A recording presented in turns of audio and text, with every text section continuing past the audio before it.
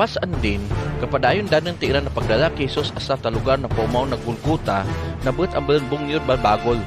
Pag-abot danan diya, papainom danan ni Jesus si tabino na may simbog na bulong na mira, pero ula din inuma. Palansang danan kanini na Anta Cruz.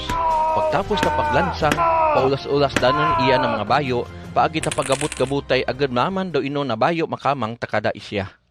3 oras galambayon, alin ta pagsunang taadlaw na palansang danan ni Jesus si na Anta Cruz. Na ang takarutula na naandya na sulat, akusar kontra kay kanan, ilingti na sulat, ari ta mga Hudyo. Na kanan ni palansang na Anta Cruz, darwa na matakaw palansang man na anta mga krus. Krusan ta mga matakaw, patindig na isyahan na andapit ta iya na tuo, daw isyahan na andapit ta wala.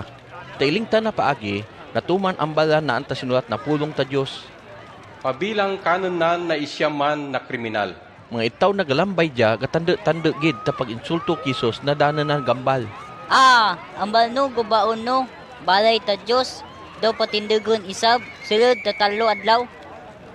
Daw kaya no ilingantan, luwason no, imuwan na kagalingon, manaog ka dyan, takrusyan.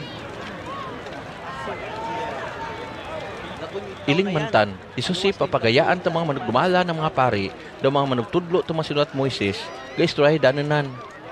Lagun itaw na yan. Paluwas din kabuhi ta duman ng mga itaw. Pero iyan na kaugalingan na kabuhi. Dili din maluwas. Kanon kun pinili ta Diyos na mag-ari, na ari ta mga linay Israel. Dapat manaog kananan, dayon.